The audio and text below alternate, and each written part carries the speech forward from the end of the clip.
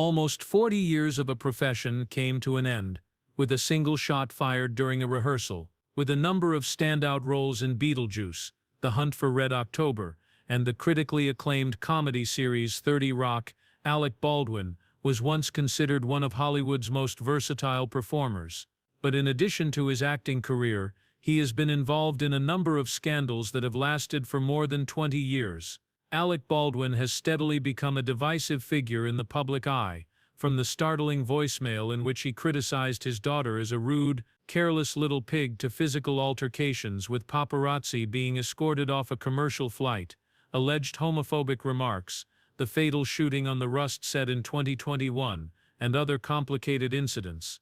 One of the most scandal-plagued figures in American culture, despite being a renowned actor. To help you better comprehend one of the most complex storylines in modern celebrity culture, this movie will recap his whole professional trajectory, including his accomplishments and the rifts that have occurred along the way.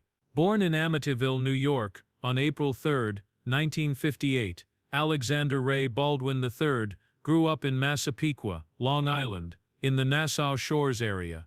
Alec was raised in a very chaotic home as the oldest of 6 children, 3 boys and 3 girls. Alexander Ray Baldwin Jr., his father, was a football coach and history teacher at a high school who was notorious for his severe manner. Carol Newcomb Martineau, his mother, was from Syracuse and had a mixed background that included Scottish, English, French Canadian, German and Irish. According to Baldwin, the family was never so impoverished as to go hungry, but there was a lot of shouting, rivalry, and a persistent sense that one was never good enough to be accepted in the house. Being the firstborn, he was supposed to set an example, yet this expectation frequently made him fortify himself against pressure while secretly wishing to be heard, something that is almost impossible in a home this packed and demanding. Alec went at Massapequa's Alfred G. Burner High School. He did a variety of jobs outside of school, including waiter, receptionist, and warehouse worker. Manual labor from an early age gave him a strong sense of discipline and stoked a subtle rebellion against strict order. I didn't know what I wanted at the moment, but I was certain that I didn't want to live like my father, Baldwin once said. Following graduation, he attended George Washington University to study political science. He even attempted to run for president of the student body, but lost by precisely 2 votes. It was a little but crucial loss. He abandoned his political career, which he would later characterize as the aspiration of a little child who wished to be recognized rather than to hold a position of authority. Alec entered one of the most aimless phases of his childhood after returning to New York in a daze of disillusionment and bewilderment. After that, a buddy advised trying to get an audition. He applied to and was accepted into the Tisch School of the Arts at New York University, where he was also awarded a full scholarship. For the first time, he felt that he could be himself on the art school stage without having to yell or struggle for a position in the family hierarchy. The only way he could communicate what had been repressed throughout his early years was via acting. Although Alexander Ray Baldwin III was his full name, he used the stage name Alec, which is a contraction of Alexander from the very beginning, easy, powerful, and unforgettable. Alec Baldwin had no clue that he was entering a whole new stage where every word and gesture would be scrutinized by millions of people when he gave up on his political ambition and was accepted to NYU's Tisch School of the Arts. He started out as Billy Aldrich in the 1980 Septe Torch the NYU's Tisch School of the Arts. He then gradually made his way into television by making appearances in Dress Gray, Knots Landing, and Cutter to Houston. Baldwin's success was not the result of controversies or good fortune. Role following role, he ascended progressively via performances that were very psychologically complex, yet few people could recall by name. He played Luke 1986 on Broadway. On television, the sheriff, the astronaut, and the gray outfit displayed an actor who was not hesitant to delve into the most sinister facets of the human psyche. Then came the pivotal year of 1988. Baldwin made appearances in 5 big motion pictures in a matter of months. Beetlejuice, Working Girl, Married to the Mob, Talk Radio, and She's Having a Baby are some of Tim Burton's odd yet classic films. He was everywhere. No other young star of his day was more varied in horror, drama, dark humor, and romance. Next, the search for Red. Alec Baldwin's portrayal of Jack Ryan, a calm, intellectual emblem of intelligence and fortitude during the Cold War era, in October 1990 catapulted him to the rank of dramatic leading man. Baldwin exuded a subdued, eerie appeal that contrasted with traditional Hollywood charm. However, his temperament's shadows were visible despite the lighting. Baldwin played the ideal on-screen lover in The Marrying Man 1991, co-starring with his future wife Kim Basinger, but he also ended up being the focal point of pandemonium on the set. He shattered cameras, slammed chairs, shouted at crew members, and wouldn't film sequences he thought were absurd. "I Survived the Marrying Man" was printed on ironic t-shirts worn by the production team. Despite the film's disastrous performance, which brought in less than half of its budget, the controversy was enough to make Hollywood wary. Baldwin made his foray into surreal drama a year later in 1992 when he co-starred with Meg Ryan in the beautiful philosophical Broadway stage adaptation of Prelude to a Kiss. Audiences, however, failed to connect. The film received a negative review from reviewers and barely made $22 million. Baldwin gave a really dedicated performance, but he was unable to preserve a script that was just too difficult to access. Alec Baldwin, however, was not deterred by failure. He was prepared to take on the most challenging parts and the most negative public responses as he approached the mid-1990s with increasing emotional energy. The road to fame and the first noticeable rifts in his public persona as an artist started to show more clearly than ever before in this very tension. Alec Baldwin is not the type of performer who is known for a single role. Whether he's playing the president or starring in a comedy or drama, he has the ability to astonish an audience with a single look.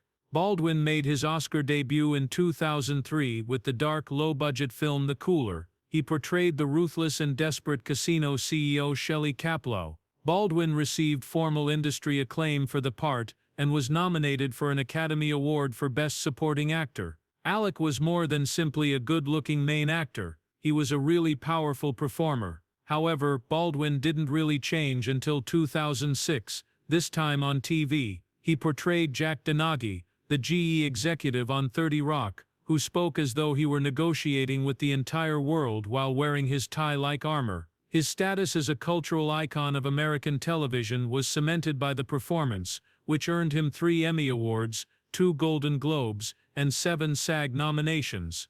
Alec Baldwin established himself as a TV titan over 139 episodes in 7 seasons, not just because of his performance, but also because of his calm, sardonic, self-assured, and ironic image. Even if the focus at the box office had changed, he never stopped seeing films. Baldwin kept making appearances in important films, such as Martin Scorsese's The Departed, Woody Allen's Blue Jasmine, and most notably, The Boss Newborn 2017, in which he provided the authoritative voice of a Wall Street CEO to a newborn.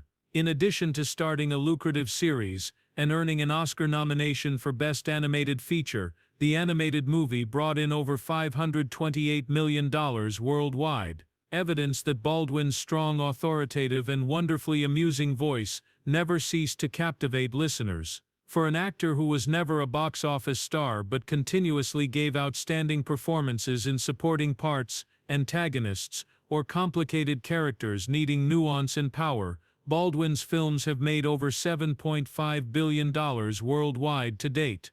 Then 2016 arrived.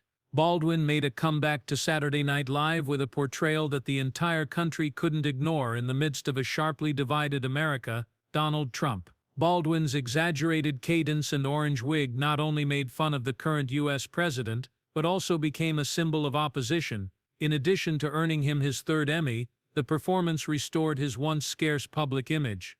Alec was suddenly viewed by the world as an artist who was not afraid to voice his opinions, make fun of authority, or stand up during difficult times. Baldwin's stardom has never been perfect. He never made an effort to win over everyone. However, whether people like him or not, they can't help but stare at him because of his tremendous flaws and incredibly acute talent. And that is maybe the biggest irony of Alec Baldwin's success, a stellar career that will always be marred by resentment, controversy, and the burden of his own image. After reaching the pinnacles of his career in art, Alec Baldwin embarked on a new chapter in his life, one that included marriage, love, and the quest to improve himself outside of the movie industry. Baldwin's personal life, however, was never quiet, much like the tight, turbulent parts he frequently played. While co-starring in The Marrying Man in 1990, Alec Baldwin got to know Kim Basinger. They were ardent lovers on TV. Off-screen, they soon rose to prominence as one of Hollywood's most talked-about couples in the early 1990s. She was a blonde beauty who had recently won an Oscar for L.A. Confidential, and he was a rising star with a smoky voice and impenetrable eyes. The media praised their union as a match made in heaven. Their marriage took place in 1993, a charming romantic wedding that resembles a timeless tale of love. The vision of the ideal Hollywood family was completed with the birth of their daughter Ireland Baldwin 2 years later. They lived like kings for a short while, wealthy, loved, and untouchable. However, there were fissures too deep to patch beneath the red carpets and smiles. Baldwin was irritable, impetuous, introspective, and private. Kim was gregarious, self-sufficient, and intolerant of sporadic outbursts of rage. There was a gap between them in terms of work habits, parenting styles, lifestyle contrasts, and inflated egos on both sides. The horror had barely just started when their marriage fell apart in 2002. Their 7-year divorce, which resulted in more than $3 million in legal bills, became one of Hollywood's most acrimonious custody disputes. They both blamed the other for being a poor parent. The press flocked, and Ireland, a 7-year-old, was drawn into an adult conflict that had no end in sight. Alec Baldwin's public image started to decline at this point, not because of a role but rather because of his actual performance as a husband and father, something he was powerless to influence with a director or a script. The real catastrophe started from this point on. A phone recording was unexpectedly published online in April 2007, just as Alec Baldwin and his ex-wife Kim Basinger were beginning the 5th arduous year of their custody dispute. Baldwin's public image and career collapsed in a single night. The almost 2-minute audio which Baldwin left for his daughter Ireland, who was 11 at the time, was rife with insults and anger. "You are an inconsiderate and impolite little pig." Ireland had missed a pre-arranged call, and Baldwin had snapped. He made a litany of charges against his daughter and ex-wife in an uncontrollably angry outburst. TMZ made the uncut audio available. Baldwin was a Hollywood celebrity, a parent, and his voice shocked the audience with its extreme brutality and vitriol. The consequences were immediate. Baldwin's visiting privileges were temporarily halted by a Los Angeles judge. A vicious blow to Hollywood's beloved father figure, headlines blared. His recuperating career was put on hold. Millions of spectators, family therapists, and talk programs joined the discussion. Was Alec Baldwin really this person, or a father's tantrum that was pushed over the edge following years of estrangement? In a subsequent statement, posted on his own website, Baldwin expressed regret for losing control and acknowledged that extended separation had pushed him over the brink. "I apologize for my outburst with my daughter, but I'm also devastated that the kid it was intended to protect was harmed by the disclosure of a sealed court tape." Motions were filed by his legal team, implying that Basinger's side or her attorneys may have been responsible for the leak, which they said was an effort to damage Baldwin's reputation both publicly and in court. There was a great division in public opinion. Baldwin's actions were deemed unacceptable by some, particularly since they included a youngster. He was backed by others, including close friends, who saw it as an emotional outburst from a parent who had been deprived of his paternal role.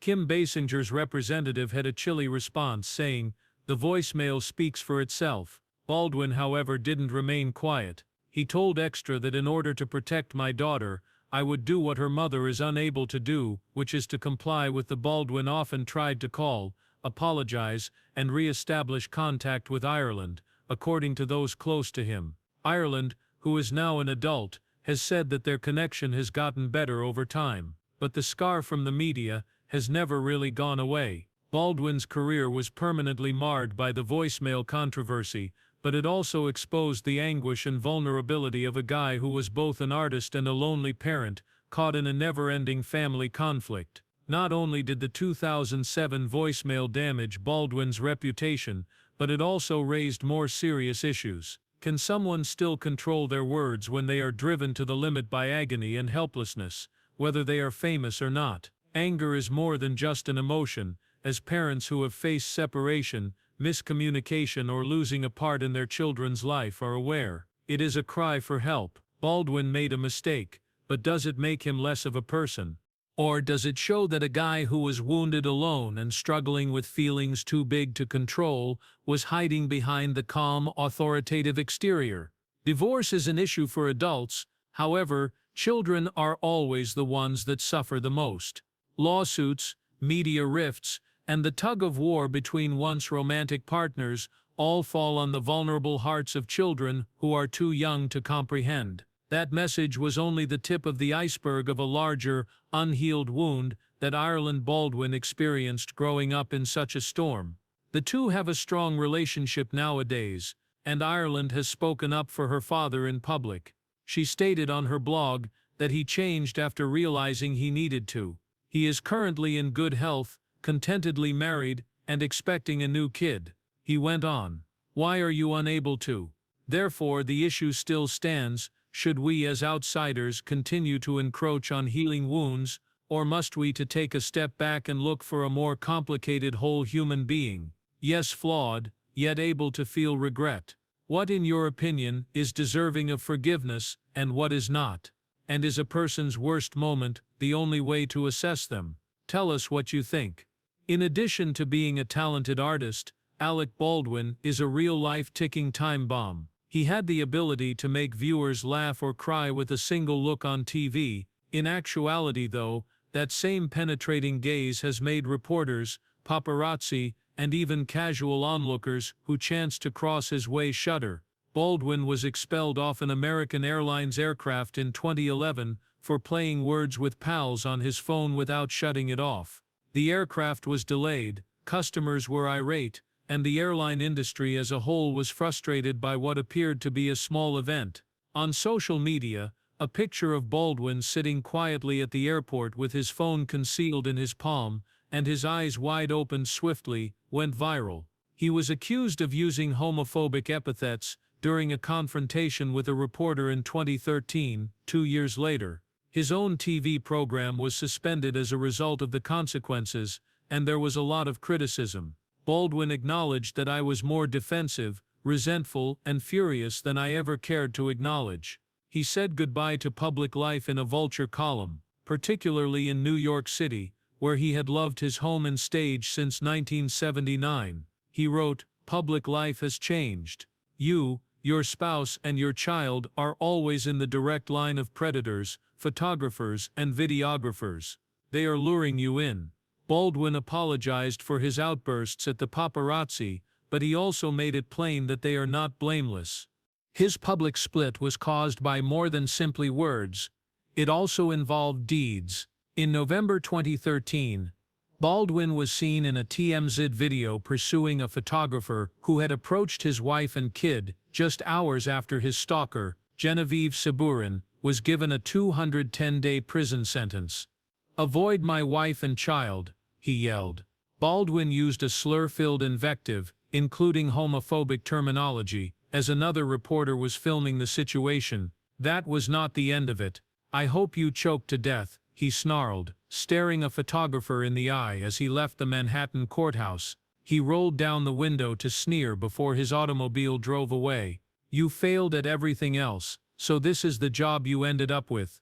Baldwin adamantly responded, never, to Vanity Fair's question about whether he would ever use Twitter again that same year. He had a revelation while attending the burial of actor James Gandolfini, a close friend. Social networking didn't matter to Jimmy. He was adored and had a genuine life. "I hope my kid never finds out that I was once well known," but his battleground had already become Twitter. Alec erupted when the Daily Mail reported that Hilaria, Baldwin's wife, had tweeted during Gandolfini's burial. He promised he would find the female journalist and screw her, labeled her a lying whore, and even tweeted, "I'm going to tweet at your funeral." He had to remove his account because to the outcry. Shortly after, Baldwin began to target the New York Post. Baldwin was charged with racism after an altercation with an African-American photojournalist. "What a magical thought," he retorted. "The Post wants to accuse me of racism now," Baldwin remarked icily.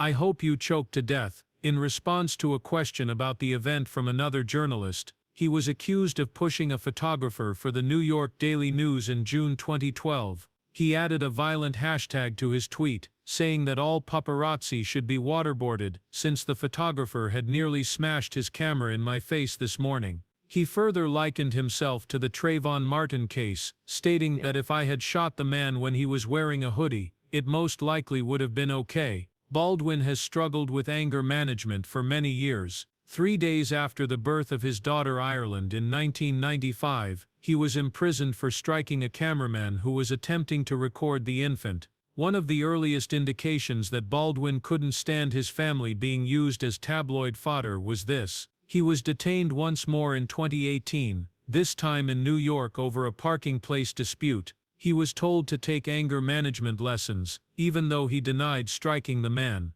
He was most recently accused of pushing a street performer at a cafe in 2024, after being recorded and challenged about politics. Baldwin allegedly shut the door after throwing the man out. Baldwin's brilliance and fury have always been linked, and it was harder to hide the anger that was simmering under his surface as he gained notoriety. In addition to undermining public confidence, these occurrences progressively started to cast a shadow on the very career he had put so much effort into developing. One notable but little-known controversy. When Baldwin joked that he intended to purchase a Filipina bride, it sparked a stir in the Philippines. Actor and politician Ramon Bong Revilla Jr. of the Philippines responded angrily to the remark, threatening to beat Baldwin if he ever came to the country, even after apologizing. Officially, Baldwin was prohibited from entering the nation. Nevertheless, as the tale of Baldwin's erratic conduct progressed, the Genevieve Saberin case emerged as one of the most peculiar and significant moments in his life. At a dinner in New York in 2010, Alec Baldwin met Canadian publicist Genevieve Saberin. According to Saberin, Baldwin promised them a future together, complete with marriage and kids, and they had a sexual encounter. She said that following that evening, Baldwin persuaded her that their connection was serious by calling and emailing her every day. In tears during the 2013 Manhattan trial, Saberin acknowledged that he visited Alec's Long Island house, Lincoln Center and New York apartment, as well as sending him several emails. She said that Baldwin was the one who ignited her affections for him, and that she fell in love with him right away. "He had a profound effect on my heart." Baldwin's kiss, she argued, proved they were a match. He also pledged to prepare her omelets each morning, after they slept together. Alec Baldwin, on the other hand, categorically denied any romantic relationship, claiming that their meeting had solely been for work. He stated in court that Saberin had written him more than 100 emails, and frequently visited his house, hotel and movie set.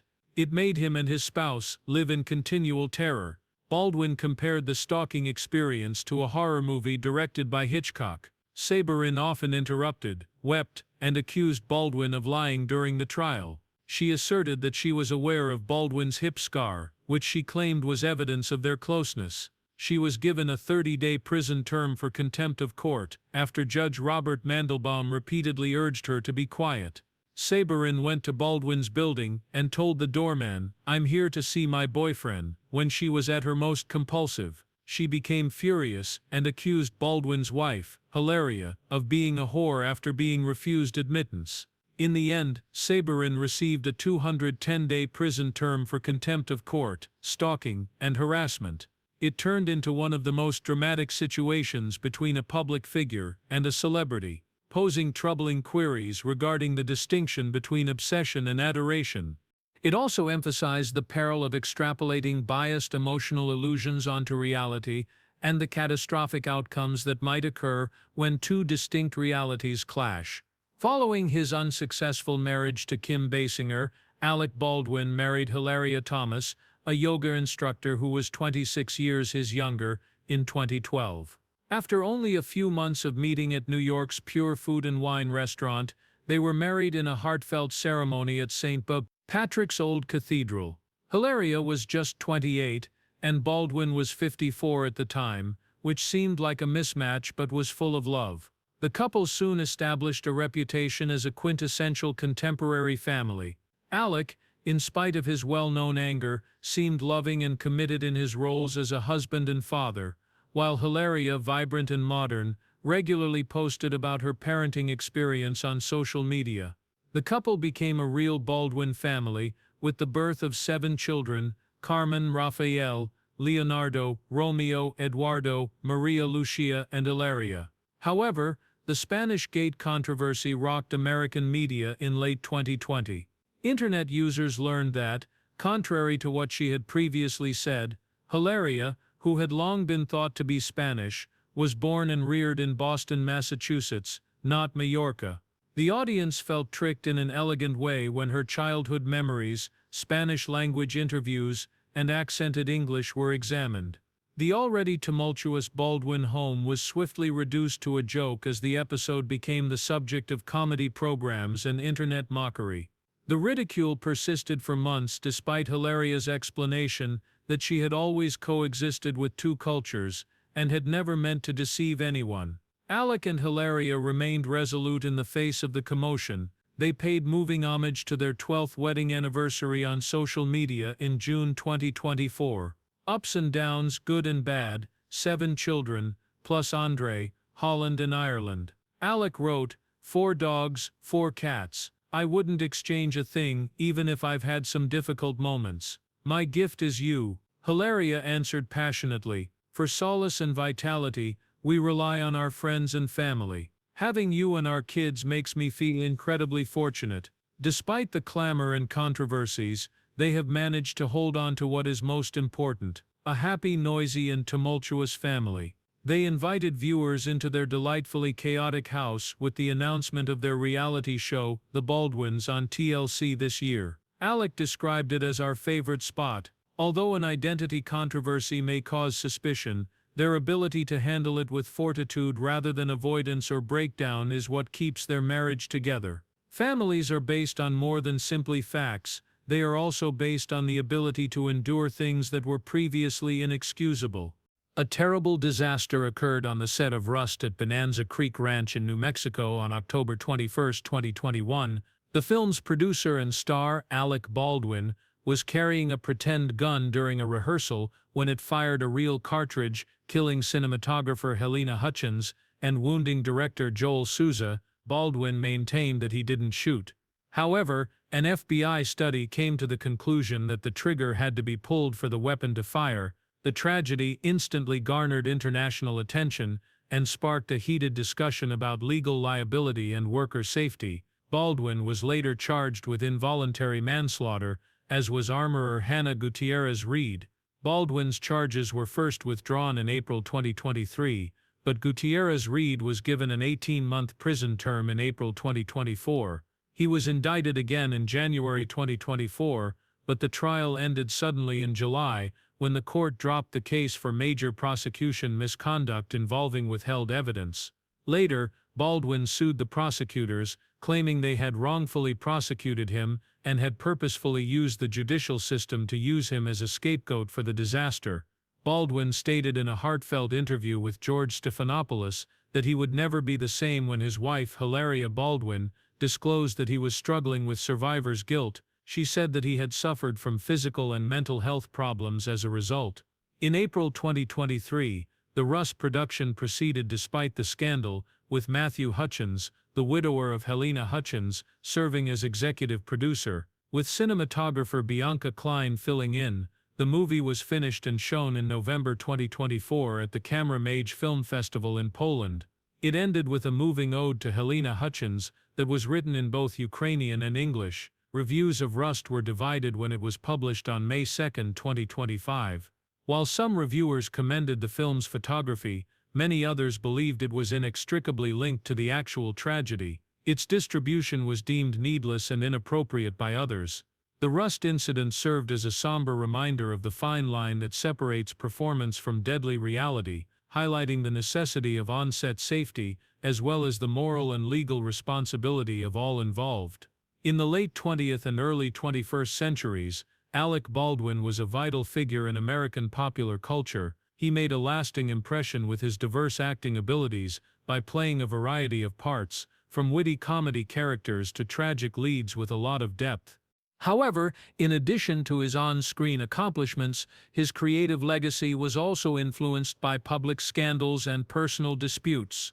Baldwin played the brilliant role of a shrewd television producer named Jack Donaghy in the critically acclaimed TV show 30 Rock.